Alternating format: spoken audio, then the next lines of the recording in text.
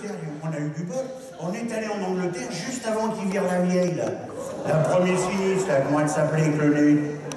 Margaret, la dame de fer, ils l'appelaient d'abord. Avec le climat qu'ils ont, je comprends pas qu'elle a jamais rouillé, moi. À mon avis, elle devait se maquiller avec du framéto, c'est un truc comme ça. Et c'était une lady, hein. D'abord, ils l'appelaient lady commandement, c'est pas vous dire. Et puis, il n'y a pas pour le gouvernement, c'était comme ça, même à la maison. Moi, j'ai vu son mari. Son mari, il est maigre. C'est bien ça. Elle, on l'appelait Thatcher, lui, on l'appelait Tandos. C'est pour vous dire la différence. Et puis alors, l'Angleterre, c'était dirigé par deux gossesses. Deux, ils en avaient là-bas. Mais l'autre, on ne peut pas la virer. Elle est vendue avec. Elle est boulonnée dans le siège. Il lui change juste le chapeau pour la photo. Elle en a un pour les mariages, un pour les divorces. Elle s'en est racheté 2-3 pour le débarquement, là. Ils ont dû faire ça avec des parachutes, je sais pas. Comment elle s'appelle, la Queen, là la mère de Cheetah, là, comment ça dit ça? Elisabeth. Alors elle fait partie du marché commun. Elle a tout signé les traités qu'on ne peut pas faire pour l'Europe, là, Maastricht, Schengen et tout le bordel. Il n'y a que l'euro qu'elle n'a pas signé. Ah non, elle a dit l'euro, pas de ça chez nous. C'est pas le principe de la monnaie unique, elle voulait pas, c'est le nom. Elle trouvait qu'euro, ça faisait pas assez noble. Elle aurait voulu un nom plus royal. Elle aurait voulu que ça s'appelle l'écu. Pour nous, ça changeait rien. L'euro, l'écu, c'était pareil. C'était même mieux l'écu. C'était plus facile à introduire.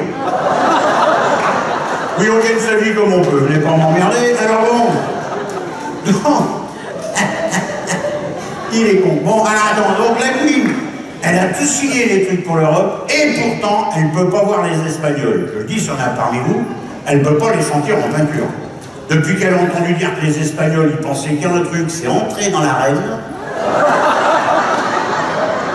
Elle fouette à la garde du corps et tout. Pourtant, pour ce qui est à garder, il ne faut pas déconner. Vous me direz, ça fait du boulot à deux chômeurs, mais il ne faut pas gaspiller non plus, c'est le pognon des gens. Alors, on a fait notre pays, on est allé dans les pays de l'Est. La semaine, on peut y aller dans les pays de l'Est. Si. Bon, avant aussi, on pouvait y aller, c'est pour revenir qu'on ne pouvait plus. Mais non, c'est bonnard, ça marche dans les deux sens. On est allé à Berlin, je vous explique un truc. À Berlin, quand ils ont construit au départ, ils avaient le choix entre le chauffage par le sol ou le chauffage par le mur. Ils ont pris le chauffage par le sol. Heureusement, ils n'ont plus de mur. Ils restaient gelés même. D'ailleurs, en Russie, la nouvelle Russie, ça s'est vachement démocratisé. On a vu des trucs, on était sur le cul. Tiens, pour vous donner un exemple, l'avortement, on en reparle en France, il y a des manifestations dans les cliniques et tout, et bien l'avortement est entièrement libre en Russie. Et que voir le progrès qu'il y a eu. Parce qu'il y a beaucoup de demandes, il y a 14 mois d'attente. Mais c'est un progrès dans les idées déjà, tu veux. L'emmerdant en Russie avec l'avortement, c'est que tu fais la queue avant, tu fais la queue après, t'emmerdais tout le temps. Qu'est-ce qu'on a fait d'autre? On est allé partout. Ah, un autre exemple, tiens. Les élections. Les élections sont libres en Russie, même. C'est. T'as un candidat et t'as le droit de voter pour lui. Ils étaient même tellement contents la dernière fois, quand Poutine a été réélu avec 106,4% des voix, à peu près, on ne sait pas, c'est Copé Fillon qu'on comptait, donc on n'est pas sûr, hein, mais bon. Ils ont dit 106,4. Bon. Ils étaient tellement contents, ils ont édité un timbre exprès pour fêter ça avec sa photo à Poutine dessus. En Tchétchénie, ils gueulaient parce qu'ils trouvaient que le timbre ne collait pas sur les enveloppes. En fait, ils sont allés les voir, ils sont aperçus, les mecs qui crachaient pas du bon côté. On leur a expliqué maintenant, voilà. Qu'est-ce qu'on a fait l'autre en détail? On a failli en Belgique. Est-ce qu'il y a des Belges cet après-midi? Non? C'est pas plus mal, hein? Non, parce que quand il y a des Belges dans le salle, je suis obligé de faire spectacle 2 fois pour qu'ils aient bien le temps de... Non, parce qu'en fait, je ne suis pas allé en Belgique, j'ai eu très peur. Il y a eu une épidémie terrible en Belgique. Une épidémie de grands brûlés. Une horreur. Les mecs étaient brûlés au 4e degré, les hôpitaux débordés, le plan sec, une horreur. C'est à cause des campagnes de prévention pour le sida qu'ils ont fait là-bas. Ils ont mis des affiches partout. Mettez des capotes anglaises, mettez des capotes anglaises, mettez des... Alors les mecs, ils ont fait ça. Ils ont mis, enfin, c'est-à-dire, ils ont bien mis la glaise. Mais c'est quand ils l'ont passé au four, après. Ah, ça tient longtemps, mais c'est chaud. Alors on leur a expliqué, on leur a dit, mais non, t'es con, anglaise, c'est le nom. C'est du caoutchouc et tout. On a fait des pubs à la télé pour faire voir comment ça se fait, mais ils y arrivent bien. Ils y arrivent bien. Ils sont tellement contents quand ils arrivent à en mettre une, ils la quittent plus. Regarde. Ils se mettent à 10 pour acheter une boîte, puis ils sont pénards. Il a dit à tout le temps, il couvre le bout, hein, ça va mieux pour pisser maintenant. On va bien aussi, voilà. Non, en fait, les Belges, je ne les ai pas vus en Belgique. Je l'ai vu en Italie, parce qu'on est allé à Venise avec ma femme. On est arrivé à Venise, il y en avait un quart de Belges, il y en a un qui dit, moi, ça n'avait pas de chance. Une fois qu'on vient à Venise, c'est tout inondé. Et là, on était tous là sur la place Bonux, et on est entré dans la basilique. Attends, c'est pas Bonux, la place. Hein? Saint-Marc, merci ma poule. Je savais que j'étais sponsorisé par une lessive, mais je n'ai jamais réalisé. C'est Saint-Marc, le partenaire officiel. Donc, quand on était tous là sur la place Saint-Marc, il y a un couple de jeunes mecs, ils sont rentrés dans la basilique, ils sont mis contre une fenêtre, ils ont fait l'amour comme des bêtes. Alors on est allé les voir, on dit, écoutez, ça va pas ça, on fait pas l'amour dans une église. Ils ont dit, bon, on fait pas de mal, on est en train de tester la fécondation in vitro. Et alors on a vu un truc super à Venise, c'est les enterrements. Est-ce que vous avez déjà-t-il vu un enterrement à Venise? Je vous expliquais. Alors ils mettent le cercueil sur une gondole, et la famille suit à la nage. Oui. Alors moi j'ai demandé à mes là, j'ai dit, bah, de quoi il est mort le gars? Il m'a dit, il est venu à un enterrement, il ne savait pas nager. On est allé partout. On est allé en Suisse aussi. J'étais très déçu. Non pas par la Suisse, hein, qui est un beau pays, mais par les Suisses. Je trouvais que les Suisses étaient étroits d'esprit. Regardez, vous êtes là, vous êtes la banane, vous êtes ouvert, vous êtes pas ça, les Suisses, pas ça. Et on dit toujours, hein, les trois Suisses, les trois Suisses. C'est pas les connaître. On est allé en Hollande. Alors la Hollande, il y a un truc qu'il faut voir absolument. La Hollande, c'est un pays où ils mettent les dames en vitrine, je vous ai. Il y a des rues entières où ils mettent les dames en vitrine. Et t'as des mecs, ils viennent exprès pour faire du lèche-vitrine, c'est dégueulasse. Oui, parce que quand je dis les dames, c'est des gonzesses, vous avez compris. C'est pas le fromage. Parce qu'en Hollande, ils ont des dames de fromage aussi, mais ça n'a rien à voir. Ben, la grosse différence, c'est que le fromage, il faut enlever le plastique avant de le bouffer, les gonzesses, il vaut mieux le mettre. Tu me diras, la question se pose même plus, parce que maintenant, on sait très bien, quand on parle de Hollande, qu'on parle forcément de gonzesses. Alors attends, bon, est-ce que c'est pas ça que je voulais dire? Alors attends, non, c'est pas ça que je voulais dire. C'est pas ça. Attends, on est allé partout. Non, alors on est allé au Portugal. J'étais très étonné de voir comment les Portugais sont habiles de leurs mains. Les Portugais en général sont très manuels. D'ailleurs, ils s'appellent tous comme ça. Manuel. Ah si, moi j'ai plein de potes portugais. Il n'y en a pas un seul qui s'appelle intellectuel, mais des manuels, il y en a pas. Dans l'Espagne, je ne savais pas à quel point c'est beau. Il n'y a pas de viande. La boucherie en Espagne, c'est un cirque. D'ailleurs, c'est dans un cirque. Ils tuent les bœufs à l'épée, vous saviez ça? Je vous expliquais. Alors, il lâche un bœuf, et il y a un mec qui arrive avec un costard à paillettes, pratiquement habillé en poisson, parce qu'ils n'ont pas de viande, mais les bouchers sont bien sapés. Peut-être un peu serré et brillant. Il arrive là, il l'énerve avec son manteau et tout, il lui court après avec son épée, et chaque fois qu'il le rate, t'as les mecs qui attendent pour bouffer. Olé! Il y a un bœuf, il y a un monde! Pour vous dire la misère, celui qui le tue, il a avec les deux oreilles et la queue. Pour vous dire la misère que dans ces pays-là.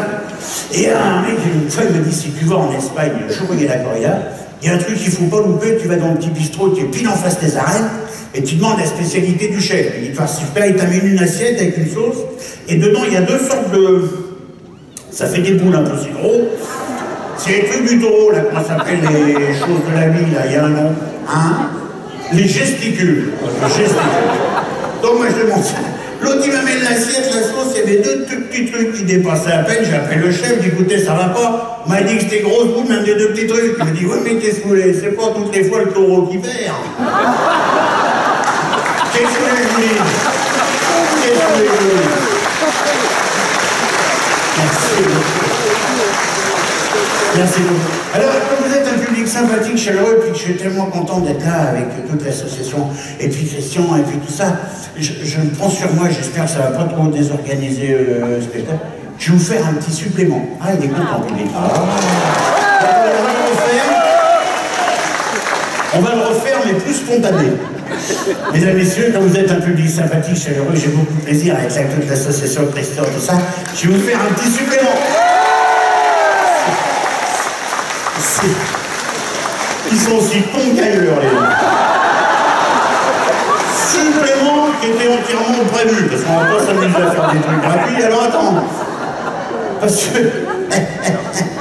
je sais pas si vous vous souvenez de ça, mais le mec que j'essaie de faire revivre quelques instants pour vous, il avait l'habitude de jouer du violon avec des gants de boxe, vous vous rappelez de ça?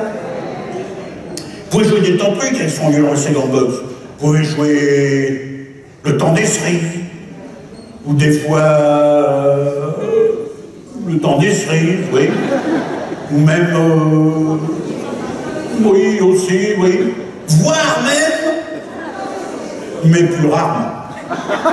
Donc moi je vais vous interpréter ce soir. Il y en a qui ont déjà vu le spectacle. Je vous ai pas reconnu tout de suite.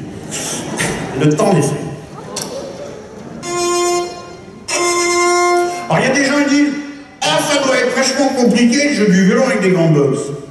C'est vrai. Mais quand on a appris avec les gants, vous savez comme ça va bien quand on les enlève après. Le temps des... Donc il faut pas vous marrer, parce que moi j'ai appris avec des grands maîtres. Hein. J'ai commencé au début avec Jacques Messrine, qui avait fait énormément de violon dans sa jeunesse, qui a eu sa carrière brisée bêtement, un accident de bagnole. Après j'ai changé, j'ai eu comme professeur Yehudi Menuhin, vous connaissez? Un grand maître, un talent fabuleux, et une gentillesse, une simplicité à la hauteur de son talent. C'est quoi on peut dire. Pour vous donner un exemple, une fois on est arrivés ensemble dans un théâtre, il est allé spontanément se présenter au concert, je lui ai dit bonjour, Yehudi Menuhin. Et l'autre a dit bah salut, moi Yehudi, merde, hein. Ça va être pas pour lui, hein. Le temps des... Enfin, quand je dis que je prends pas beaucoup de risques, je ferai quand même remarquer que je fais ça en live intégral. Attendez, parce qu'il faut essayer de sauver ce qui peut l'être de notre belle langue française, donc c'est pas du live intégral, c'est du son direct intégral. C'est pas mal aussi, mais ça fait moins bien quand même. Et avec ces conneries de parler français, je me suis brouillé avec mes danseuses. J'avais des pom-pom girls dans le spectacle. J'ai dit, mesdames, messieurs, voici mes bouboules filles. Les gens ont vachement mal pris. Le temps des...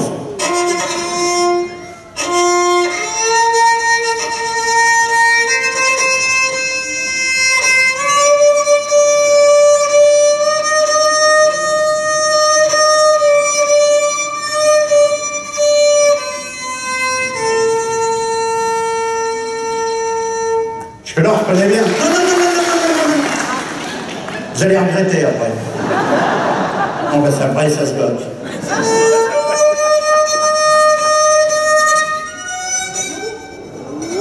Ah ben, je vous avais prévu. Il se plaignent les gens après.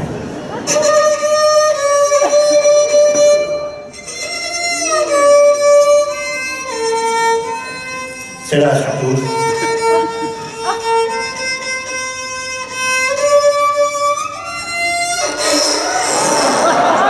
Et merde, vos gueules, vous avez qu'à le prendre, le violoncelle, merde, alors. Non, stop. Vous ne m'aurez pas, on fait le coup chaque fois. Les gens ils disent, on va applaudir, comme ça il va se barrer. Non. Je vais la finir. Pour être très précis, je vais l'achever, parce qu'il faut appeler les choses par leur nom. Donc vous allez voir, la fin est grande. Rien que la fin, ça va aller le coup de venir. Là.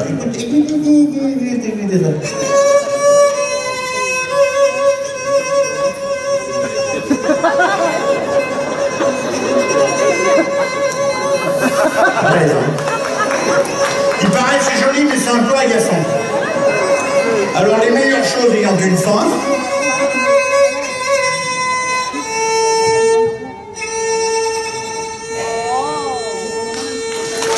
Merci, bonsoir.